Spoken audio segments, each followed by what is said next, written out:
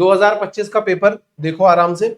हालांकि होता क्या है कि जनरली 11th और 12th का जो सिलेबस होता है वो बैलेंस्ड रहता है मोस्टली, बट पिछले साल ऐसा नहीं था। पिछले साल 11th क्लास के सिलेबस में से 11th क्लास के सिलेबस में से ज्यादा नहीं पूछा गया। देख रहे हो, ये है 11th क्लास का सिलेबस। 50 में से कितने क्वेश्चन पूछे गए हैं? 1 2 3 4 5 6, 50 में से 6 क्वेश्चन पूछे हैं 11th क्लास से। हाँ, और जनरली ऐसा होता नहीं है। जनरली क्या रहता है कि हो सकता है 22 क्वेश्चन यहां से रहे, 21 रहे, 25 रहे, कभी कभी 26 भी रहते, कभी कभी ज्यादा रहता है यहां से और कम यहां से रहता है, और कभी कभी बैलेंस रहता है। ये काफी टाइम के बाद ऐसा हुआ है, मतलब करीब 4 साल के बाद ऐसा हुआ है, 4 या 5 साल के बाद, कि ये वाला पोर्शन बिल्कुल ही कम कर दिया है और ये वाला पोर्शन बहुत बढ़ा दिया है। नहीं कह सकते कुछ भी, 26 में कुछ नहीं कह सकते, लेकिन कुछ चीजें जो श्योर हैं, काफी टाइम से श्योर चलती चली आ रही हैं, वो बताऊंगा, उनको नोटिस करना। तो पहली चीज तो तुम्हें ये समझ में आ गया कि यहां से ज्यादा भी हो सकता है, यहां से कम भी हो सकता है, ठीक है, जैसे पिछले साल कम हो गया।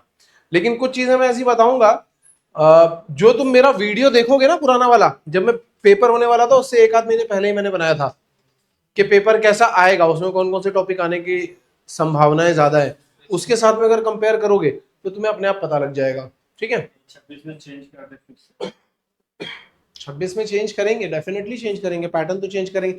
पहली बात, ये जो पैटर्न बता रहा हूं इसको रट के मत चले जाना कि अच्छा इस साल 11th में कम आया तो अगले साल कम ही आएगा। हालांकि मैं बोल रहा हूं, लेकिन मुझे मालूम है पक्का तुम में से कुछ यही करके जाएंगे, तो वो अपनी नोटबुक में पहले ही लिख लें कि हम बर्बाद हैं और आगे भी बर्बाद ही होंगे। पहले ही लिख लो ये बात, ठीक है। मैं पहले ही बोल रहा हूँ, ये सब हरकतें मत करना। हर बार जब मैं ये पेपर एनालिसिस कराता हूं तो पहले बताता हूं कि क्या फॉलो करना है, क्या नहीं फॉलो करना है। तो क्या नहीं फॉलो करना है वो मैंने पहले ही बता दिया। ये मत सोचना कि सेम पैटर्न पे पेपर आएगा, पेपर का पैटर्न चेंज हो सकता है। अब है क्या यहाँ पे, देख लो, पीएनसी के 4 क्वेश्चन आ गए जो नहीं आते हर बार। एक आध क्वेश्चन आ जाए तो बड़ी बात है, लेकिन हाँ 1-2 क्वेश्चन जरूर आता है, ठीक है। और दूसरा, कोऑर्डिनेट ज्योमेट्री से क्वेश्चन जरूर आते हैं, मतलब स्ट्रेट लाइन, सर्कल, कोनिक, इनसे जरूर आते हैं। हालांकि इस बार बहुत कम आए, केवल 2 ही आए, लेकिन बहुत आसान आए हैं। मजे की बात यह कि बहुत आसान है। एक तो कंडीशन ऑफ कोलिनियरिटी है जो बिल्कुल सिंपल क्वेश्चन होता है, और दूसरा कौन सा, जनरल इक्वेशन ऑफ 2 डिग्री क्या रिप्रेजेंट करता है। बिल्कुल सीधा सीधा फॉर्मूला होता है, ये हम लोग क्लास में पढ़ते हैं, ठीक है। ये एंड में मैंने करवाया भी था, बिल्कुल सीधा फॉर्मूला होता है। अब इसके बाद आते हैं कि 12th क्लास में देखो, यहां पे पहले ये देख लो, यहां पे भी पीएनसी में भी कौन कौन से आए, नंबर फॉर्मेशन का, जैसे 3-4 डिजिट दी होती हैं, नंबर फॉर्म करो, वो वाला क्वेश्चन है। एनपीआर, सीधा एनपीआर का क्वेश्चन कि 10 में से 4 अरेंज करने हैं, ऐसा क्वेश्चन है। एक बॉक्स मेथड वाला क्वेश्चन है कि 10 डिफरेंट ऑब्जेक्ट है, 4 डिब्बे हैं, उनमें रखना है, कैसे रखोगे। और फिर उसके बाद नंबर ऑफ इंजेक्टिव फंक्शन कि सेट ए में इतने एलिमेंट है, सेट बी में इतने एलिमेंट है, तो बताओ कितने इंजेक्टिव फंक्शन बनेंगे। बिल्कुल सीधे सीधे क्वेश्चन है। ये सब क्लास के स्टैंडर्ड क्वेश्चन है सारे के सारे। जब हम लोग क्लास में पढ़ेंगे या अभी भी तुम इसको देखोगे तो तुम्हें समझ में आएगा आगे 12th में। रिलेशन एंड फंक्शन, सीधा सीधा रेंज फाइंड आउट करने का क्वेश्चन है, और simple question range find out करने का। और दूसरा कौन सा, type of relation. Type of relation में कौन सा वाला relation, reflexive, symmetric and transitive, ये वाला। हाँ, वही वही था question same. Inverse trigonometric function, tan inverse x plus tan inverse y का फॉर्मूला, ठीक है। Property based question, property based question कौन सा, sin inverse x plus cos inverse x π/2 होता है, उसके ऊपर एक क्वेश्चन था। एक और प्रॉपर्टी बेस्ड क्वेश्चन जिसमें ऐसा लिखा हुआ है कि tan इनवर्स ऑफ tan और सम एंगल यहां पे लिखा हुआ, और बोल रहा है कि इसकी वैल्यू फाइंड आउट करके, हाँ जो भी वैल्यू आती है वो हमें देखनी होती है कि उसकी रेंज में आनी चाहिए, ठीक है। तो वो एक प्रॉपर्टी बेस्ड क्वेश्चन होता है, ठीक है। इसके बाद कॉन्टिन्यूटी एंड डिफरेंशिएबिलिटी का सबसे आसान question, x mod x। Graph जैसे ही बनाओगे फटाफट पता चल जाएगा कि कॉन्टिन्यूअस है या नहीं है, डिफरेंशिएबल है या नहीं है, बिल्कुल सीधा वन लाइनर क्वेश्चन। डिफरेंशिएशन का chain rule, log of log type का, ठीक है। चेन रूल के एक्चुअल में 2 क्वेश्चन थे। और वो जो तुम लोगों ने पैरामेट्रिक फंक्शन देखे, x equal to t square, y equal to t cube, तो बताओ dy बाई dx क्या होगा, और d2y बाई dx2 क्या होगा, वो क्वेश्चन बिल्कुल ऐसा ही सिंपल। अब ऐसे क्वेश्चन तुम सबने क्लास में अभी तक तो किए ही है, किए है ना। इसके बाद मैक्सिमा मिनिमा का क्वेश्चन, नेक्स्ट पेज पे चलते हैं। मैक्सिमा मिनिमा का क्वेश्चन किसमें से? एप्लीकेशन ऑफ डेरिवेटिव में से मैक्सिमा मिनिमा का क्वेश्चन। मैक्सिमा मिनिमा के तो बल्कि दो क्वेश्चन थे, एक ये क्वेश्चन था और एक ये क्वेश्चन था। रेट ऑफ चेंज देखा था, rate of change dy by dx, वो वाला question. Increasing decreasing function, simple एक फंक्शन दिया, वो पूछ रहा कहां इंक्रीजिंग है कहां पे डिक्रीजिंग है, जो वेवी कर्व से सॉल्व होता है। और इंक्रीजिंग डिक्रीजिंग पे भी दो क्वेश्चन थे। टेंजेंट एंड नॉर्मल का equation, nearest point on the curve, ये भी नॉर्मल की इक्वेशन से फाइंड आउट होता है। ठीक है, ये सारे एप्लीकेशन ऑफ डेरिवेटिव के। इनडेफिनिट इंटीग्रेशन का सब्स्टिट्यूशन मेथड अभी करवाया मैंने, बिल्कुल वैसा ही क्वेश्चन। मतलब कुछ इस तरीके का क्वेश्चन होगा, सपोज करो x dx upon x power 4+1, इस तरीके का क्वेश्चन था। एग्जैक्टली ये नहीं बोल सकता, लेकिन अब अगर ये क्वेश्चन करना होगा तो हम कैसे करेंगे? x स्क्वायर को t लेंगे और क्वेश्चन खत्म। ये क्वेश्चन ये आया था सब्स्टिट्यूशन मेथड में। बाय पार्ट्स वाला जो मैंने नहीं बताया था, e power x into F x plus F dash x,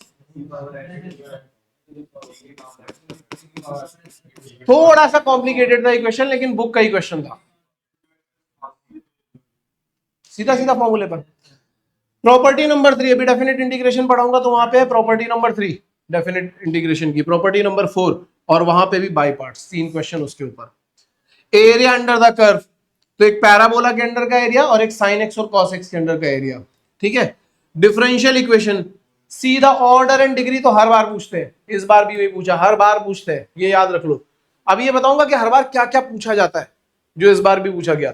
order and degree, variable separable method, linear differential equation, 3 question यहां से आगे। आगे चलते हैं, vector and 3D, simple cross product, सीधा सीधा क्रॉस प्रोडक्ट। मतलब कैसा पता है? वो भी कैसा कि एक फोर्स है F, R के डिस्टेंस पे उसका मोमेंट ऑफ फोर्स क्या होगा, होता है ना R क्रॉस F, ये question. Condition for perpendicular lines, 3D का क्वेश्चन। डायरेक्शन कोसाइंस का फॉर्मूला, डॉट प्रोडक्ट का formula, distance formula, area of triangle, reflection of point and cross product के 2 क्वेश्चन थे वहां पे। ठीक है, ये पूरा vector and 3D। Then matrices and determinant, जो एडजॉइंट कैसे फाइंड आउट करते हैं या एडजॉइंट से रिलेटेड स्टैंडर्ड क्या होते हैं। ठीक है, आइडेंटिटी मैट्रिक्स की पावर क्या होती है, inverse of skew symmetric matrix, standard है ये। Skew symmetric matrix of odd order जो होता है उसका डिटरमिनेंट वैल्यू 0 होता है, उसका इनवर्स एग्जिस्ट ही नहीं करता। इस पे पहले भी क्वेश्चन आ चुका है, इस बार फिर से क्वेश्चन आया सीधा से। प्रोडक्ट ऑफ मेट्राइसेस, 2 मेट्राइसेस हैं, वो बोल रहा है कि अगर ए बी और बी ए दोनों ही एग्जिस्ट कर रहे हैं तो 4 ऑप्शन दे रखे हैं बस, ये नहीं कि प्रोडक्ट निकालो, स्टैंडर्ड बेस।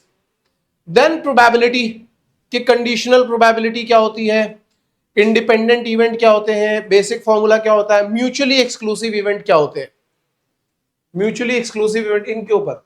तो अब अगर हम देखें तो समझना, मेरी बात समझना, मैं तुम्हें एक चीज समझाना चाहता हूं। यहां पे कुछ कुछ चीजें ऐसी हैं जो हमें हमेशा याद रखनी चाहिए कि क्या आती है। आईटीएफ से हर बार क्वेश्चन आता है, आईटीएफ हम नहीं छोड़ सकते, हर बार। रिलेशन एंड फंक्शन से हर बार क्वेश्चन आता है, चाहे एक ही क्वेश्चन है पर आएगा जरूर, 1 2 3 इतने आ सकते हैं। ठीक है, लिमिट कॉन्टिन्यूटी डिफरेंशिएबिलिटी से कभी कभी आता है, कभी कभी नहीं आता है। तो इस पे मैं बहुत ज्यादा फोकस एकदम एंड में बोलता हूं कि इस पे बहुत ज्यादा फोकस मत करो, अगर पहले से पढ़ रहे हो तो पढ़ते चलो, क्योंकि इससे वन लाइनर आएगा। अब जैसे एक्स मॉड एक्स आ गया, ग्राफ बनाना आता है, क्वेश्चन खत्म, नहीं बनाना आता है तो भी खत्म।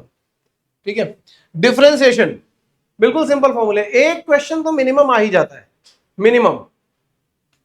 ठीक है, अब बड़ा पार्ट है एप्लीकेशन ऑफ डेरिवेटिव, ये इंपॉर्टेंट पार्ट है एप्लीकेशन ऑफ डेरिवेटिव। इससे मिनिमम 2-3 क्वेश्चन हर बार आते हैं, ये कभी नहीं छोड़ा जाता, हर बार आते हैं, इंपॉर्टेंट है। और कौन सा, इंटीग्रल कैलकुलस। मैं ओवरऑल जैसे जब मैंने इंटीग्रल कैलकुलस स्टार्ट की थी तो मैंने सबसे पहले क्या बोला था कि इंटीग्रल कैलकुलस से कम 5 से 10 क्वेश्चन आते हैं। काउंट करो जरा, 1 2 3 4 5 6 7 8 9 10, एग्जैक्ट 10 क्वेश्चन, एग्जैक्ट 10 क्वेश्चन। और कोई भी कॉम्प्लिकेटेड, केवल एक ये क्वेश्चन था जो कॉम्प्लिकेटेड था, बाकी सारे के सारे क्वेश्चन सब आसान थे, सब यहां से लेकर के यहां तक के सारे क्वेश्चन आसान थे, 10।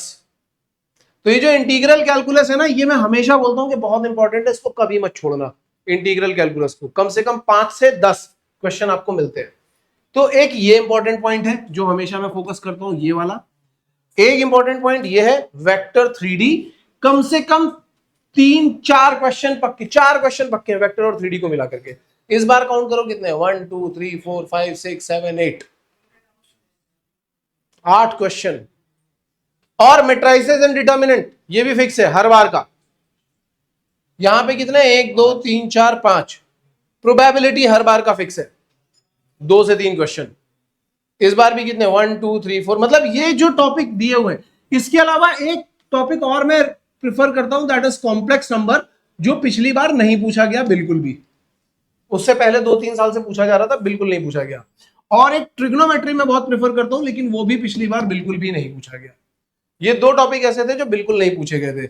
और ये कुछ टॉपिक ऐसे हैं, vector 3D, matrices and determinant, probability, integral calculus. अगर तुम केवल इतना ही, अगर कोई मेरी इतनी बात मान करके जाता 12th क्लास में, तो कितने क्वेश्चन मिलते हैं, 1 2 3 4 5 6 7 8 9 10 11 12 13 14 15 16 17, 17 तो ये हो गए।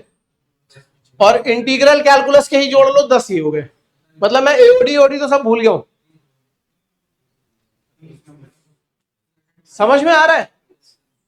मतलब आप इतना भी इंपॉर्टेंट करके जाओगे, आप जैसे 12th क्लास भी पढ़ के जा रहे हो, 11th, वैसे तो मैं बोलता हूं पूरा 11th एंड 12th पढ़ करके जाओ। और हर बार ऐसा नहीं आएगा पेपर, ये याद रखना। जरूरी नहीं कि अगली बार भी, अगले साल भी ऐसा आएगा ये, लेकिन ये इंपॉर्टेंट टॉपिक है, इनसे जरूर आएगा। जो टॉपिक मैं बोल रहा हूं ना, जैसे इस बार कॉम्प्लेक्स नंबर से नहीं आया, नेक्स्ट ईयर आएगा। बाइनोमियल से नहीं आया, आएगा। ट्रिग्नोमेट्री से नहीं आया, उससे आएगा। हर बार पेपर का पैटर्न थोड़ा बहुत चेंज होता रहता है, लेकिन जो इंपॉर्टेंट टॉपिक्स हैं वो ये लोग नहीं छोड़ते। आईटीएफ कभी नहीं छोड़ेंगे, कभी नहीं छोड़ेंगे। फंक्शन रिलेशन कभी नहीं छोड़ेंगे। डिफरेंशिएशन एओडी नहीं छोड़ेंगे, आएगा ही आएगा उससे क्वेश्चन। कम ज्यादा हो सकता है, लेकिन आएगा। तो नेक्स्ट ईयर के लिए रेडी रहना थोड़ा सा, ठीक है? नेक्स्ट ईयर के लिए रेडी रहना, वहां से कुछ ना कुछ क्वेश्चन, कम ज्यादा क्वेश्चन जरूर आएंगे। ये बात सबको समझ में आ रही है? और आपको ये भी समझ में आ गया होगा कि इंटीग्रल कैलकुलस अपने लिए क्यों इतनी ज्यादा इंपॉर्टेंट है। ठीक है, इसलिए अब जैसे इंटीग्रल, ये पूरा महीना चलेगा इंटीग्रल कैलकुलस, तो हमें क्या करना है, पूरी जान लगानी है। जितने क्वेश्चन कर सकते हो, जितने क्वेश्चन कर सकते हो उतने करो, जितना डाउट पूछ सकते हो उतना पूछो। फालतू बातों में दिमाग लगाना बंद, और इन सब चीजों पे दिमाग लगाना शुरू कर दो बस। क्योंकि अगर आपने ये कर लिया ना, एक बार अभी मैं कराऊंगा, एक बार दिसंबर तक फिर से रिवाइज कराऊंगा, एग्जाम तक जाते जाते फिर से एक बार रिवाइज कराऊंगा, 2-3 बार करवा दूंगा ये। अगर उसके बाद भी तुम नहीं कर पाए, फिर भाई उसके बाद जिम्मेदारी अपन नहीं ले सकते। ठीक है ना? ये मैं ले सकता हूं कि 3 बार मैं करवा दूंगा, उसके बाद मैं जिम्मेदारी नहीं ले सकता। इसके बाद बाकी सारी तो जिम्मेदारी तुम्हारी है। मैं बिल्कुल जीरो से स्टार्ट करा करके करवाऊंगा क्लास में।